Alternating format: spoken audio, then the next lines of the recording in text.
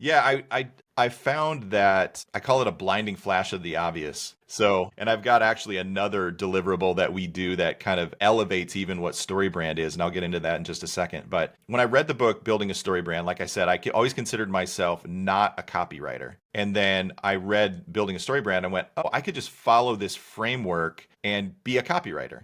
Because I can ask questions to clients about like, what does your customer really want?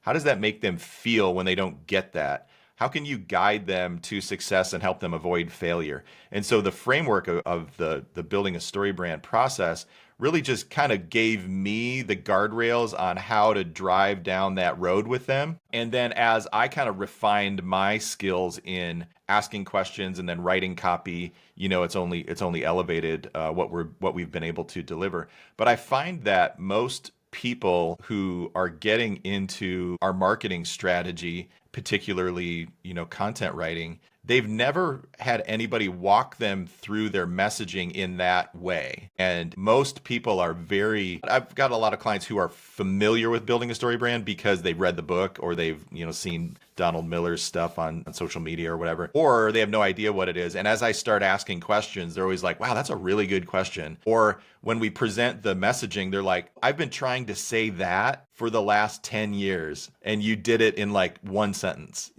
One of the things that I love about the story brand process, it's called the one-liner, or I even call it like the conversation hook. When somebody asks you the question, what do? You should be able to reply in about a sentence or two. And that's really hard for people to do.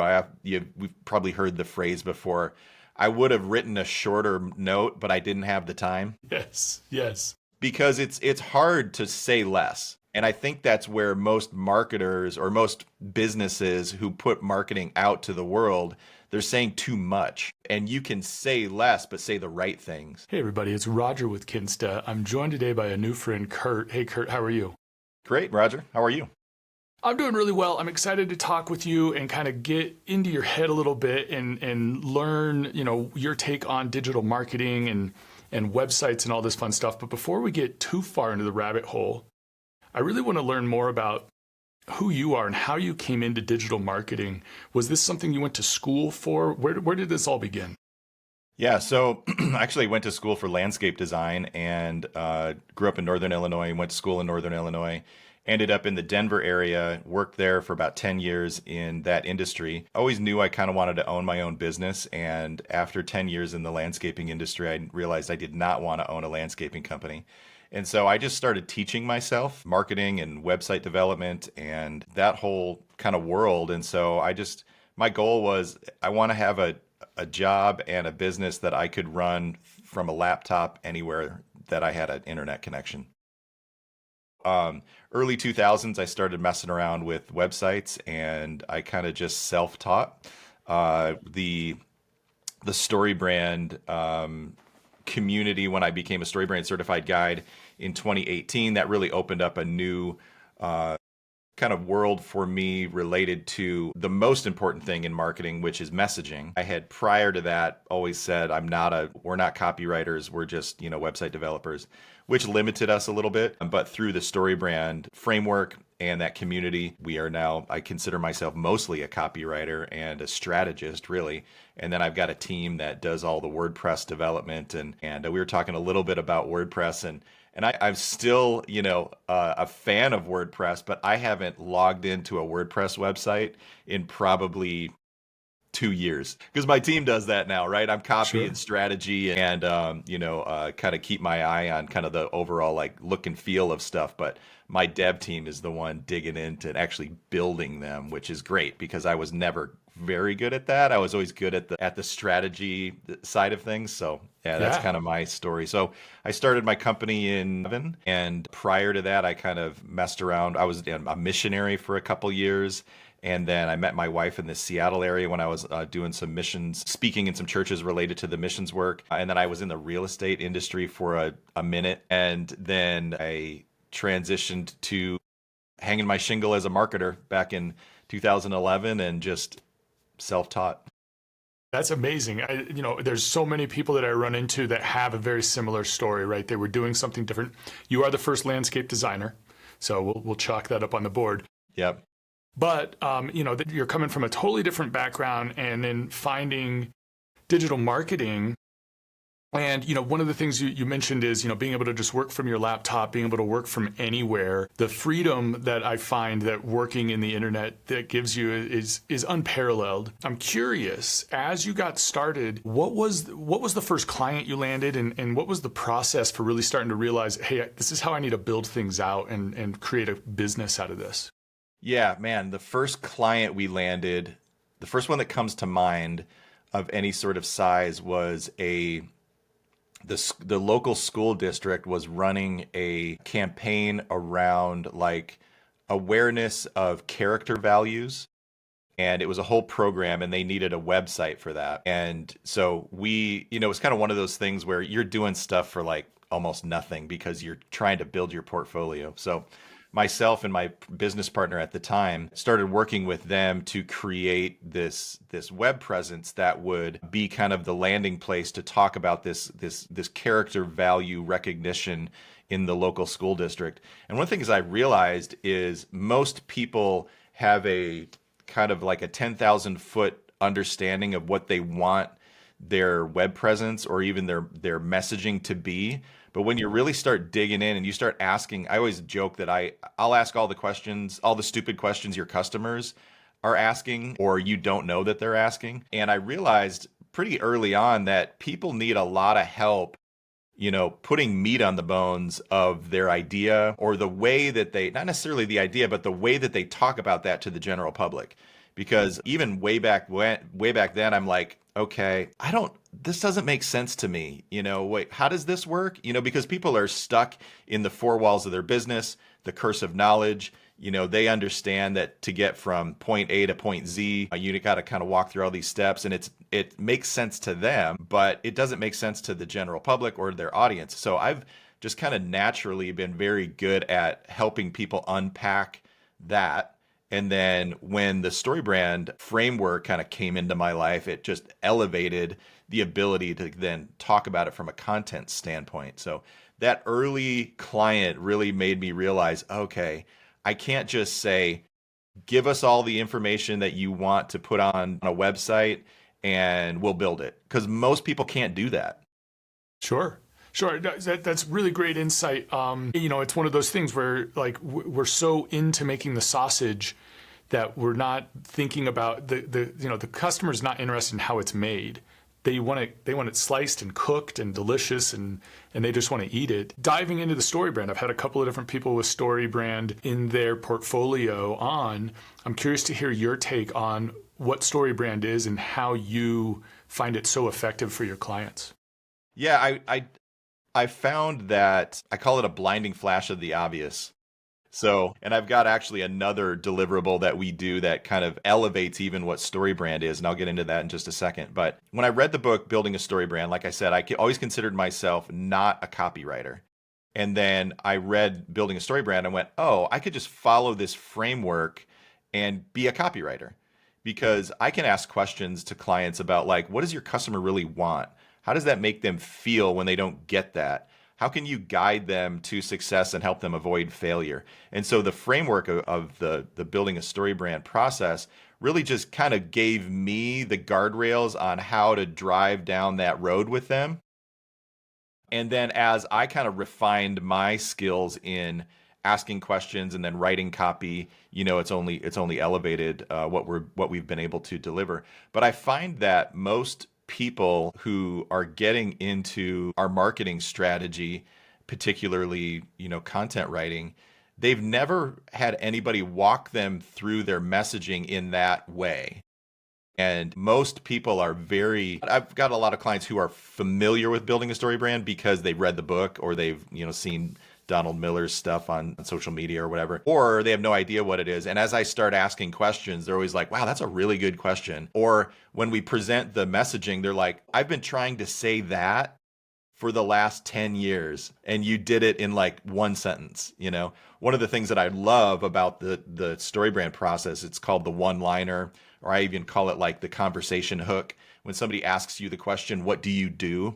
You should be able to reply in about a sentence or two. And that's really hard for people to do. We've probably heard the phrase before, I would have written a shorter note, but I didn't have the time. Yes. Yes. Because it's hard to say less. And I think that's where most marketers or most businesses who put marketing out to the world, they're saying too much. And you can say less, but say the right things. And I think that the Storybrand framework really kind of helped me, like I said, put guardrails around how I guide somebody down that road to great messaging and ultimately, great marketing material. The thing that I have actually personally developed and added to Storybrand, I call it the voice of the customer. And we actually start with this before the Storybrand process.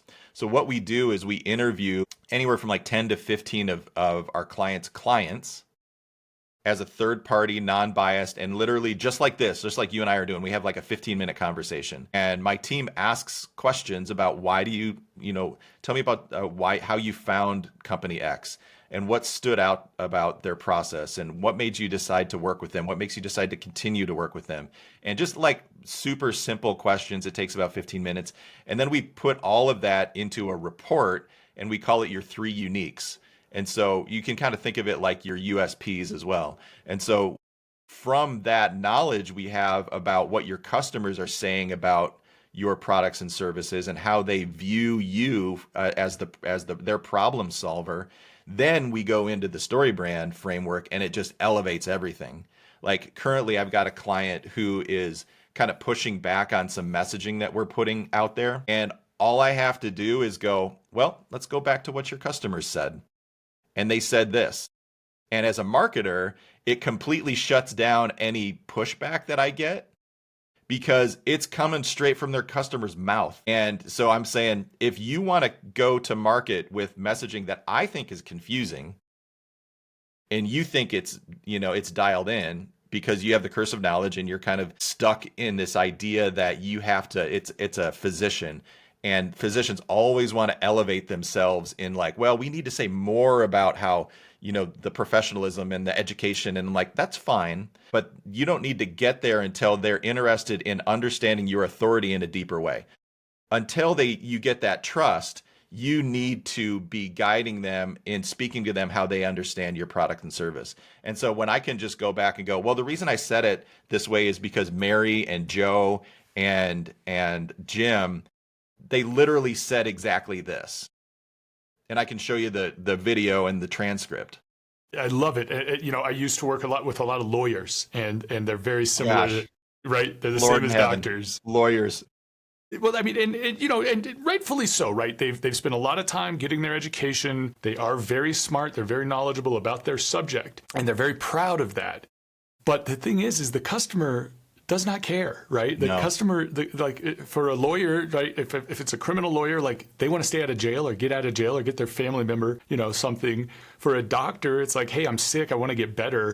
It doesn't matter how we accomplish that. Let's accomplish that. So I love that approach. And it is wild how much, and I know I fall victim to this all the time where I get stuck in my own head and all the processes and all the knowledge I've got, instead of just going, hey, what does the customer actually need right now? And so it's really awesome that you've got this process that you've added to Storybrand.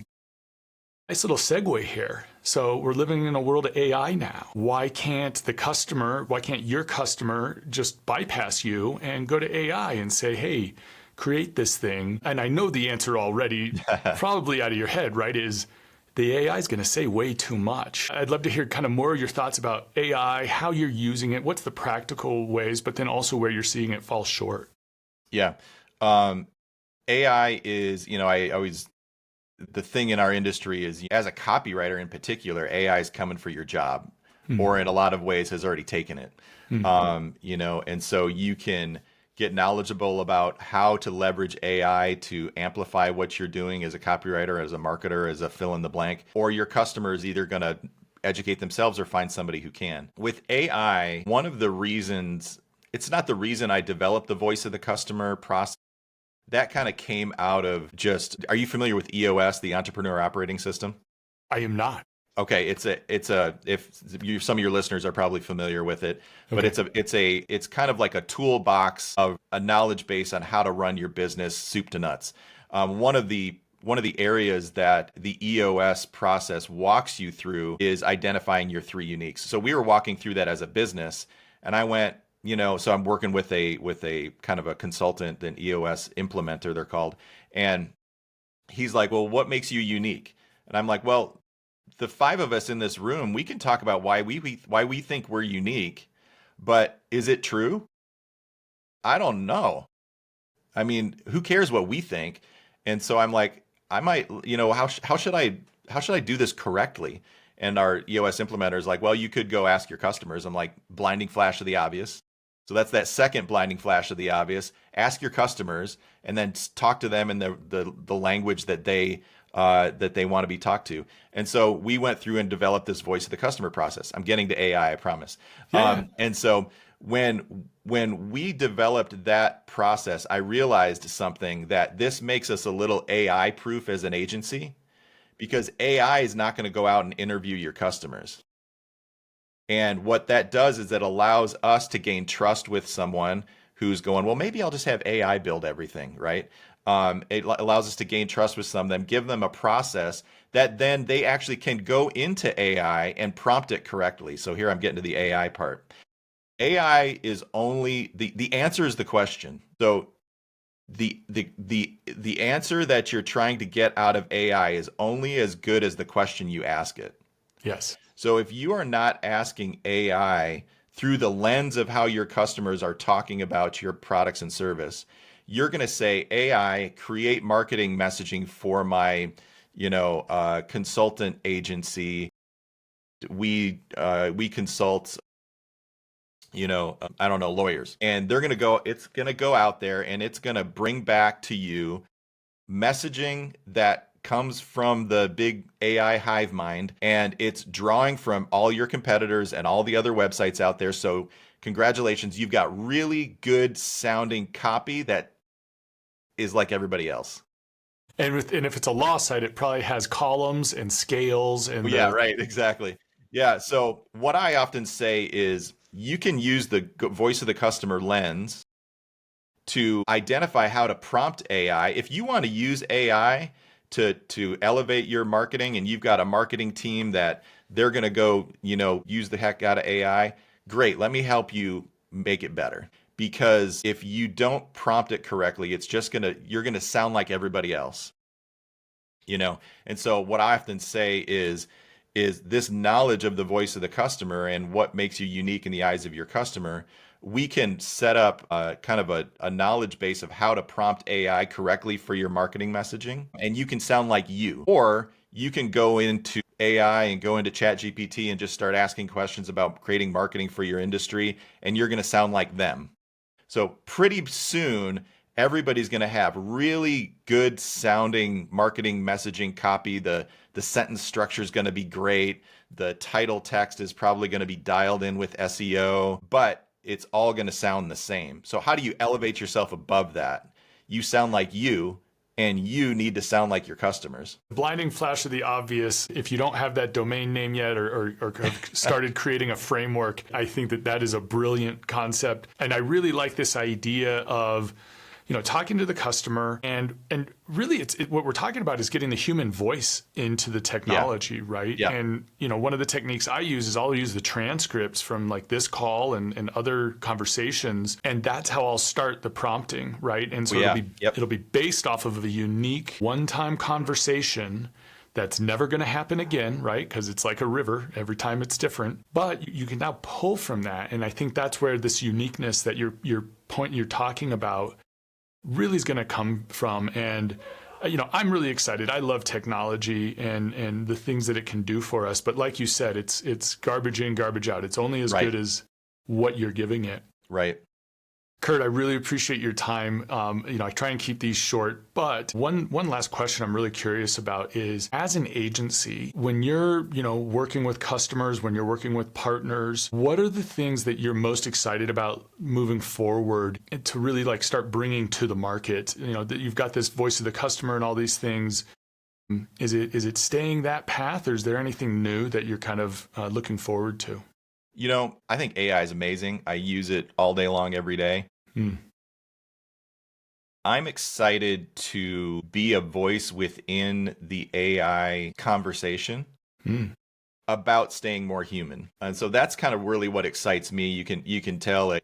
I think you can hear the passion in my voice about the concept of keeping your customers involved in the process of creating great messaging. Storybrand does a great job of that because it forces you to think from your customer's perspective, but the voice of the customer involves them in it. Where Storybrand doesn't necessarily involve your customer in it, it's within the kind of the four walls of your boardroom as you're coming up with this concept, or you're working with a Storybrand guide who's asking you questions. My passion is like, let's run with AI, let's use AI, it's great, but let's keep our customers involved in the conversation. And the way to do that is talk to them. Absolutely. Is there any technology that you particularly like? Are you bringing them into your offices, or how are you doing these conversations? Yeah, literally, I'm doing them through just like what we're doing right now. We set up, so what we do is we ask our customers, hey, we want you to send out an initial email to your raving fans. So we pick 10 to 15 people, right? And they're like, hey, we're going through this process with Curt's team, and this is what it is. We would love for you to connect with them. They click on a link and it connects with one of our team members who sets up a 15-minute call. We record it.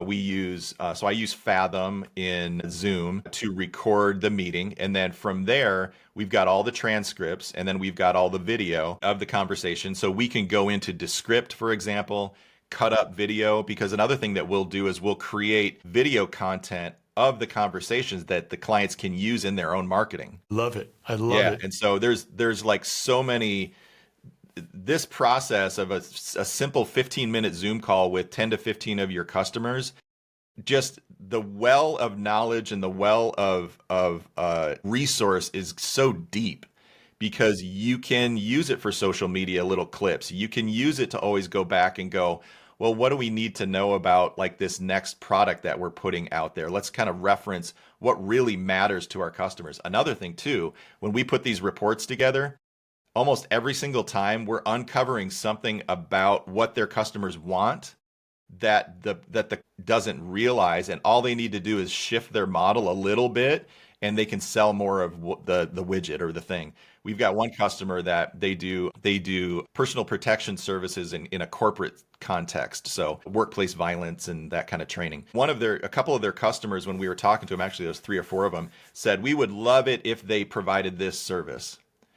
And so we reported that to them, and they said, oh, we already do that. And I'm like, okay, well, your customers don't know that. Let me ask you a question. If you sold that thing that you already do to these people who are asking for it, how much revenue is that in the next year? And they said easily about $150,000. So it's like these low-hanging fruit that comes from talk to your customers. So I'm all about AI, I'm all about it, but let's keep the humans involved. And if you can do that, you can elevate yourself above your competition, because your competition is just going, we're on easy street now, baby. We just got to go into AI and it'll create everything. Yep, it'll probably look cool, but you're going to sound like everybody else. And eventually everybody else is going to be super shiny and polished, and it's going to be the same white noise. Yeah. Oh, blinding flash of the obvious. Curt, this has been fantastic. Thank you. My brain is going in so many directions right now. I want to wrap things up. I definitely want to thank you for joining me. If people want to get in touch with you, if they want to hire you, if they want to talk to you, what is the best way for them to reach out? Yeah, so the name of my company is Well Dressed Walrus. We got it. And so if somebody went to wdwalrus.com, they could learn more about my company. And then in particular, the resource that I'm talking about, we call it market research. And so in the market research tab of our website, you can learn a little bit more about the voice of the customer and that process. So in an ideal world, we take people through the voice of the customer, through messaging, and then create marketing strategy on top of that. That kind of comes out in the wash, just real naturally. And then ideally, we're working on a website, because that's usually the big front door that is lacking in value. So get it on your website. Your customers are going there first to learn about you. So let's make it great. Absolutely. Curt, I absolutely dig it. Thank you so much for having this great conversation with me. I hope I can have you on again in the future. And in the meantime, Have a great day. Hey, man, appreciate it.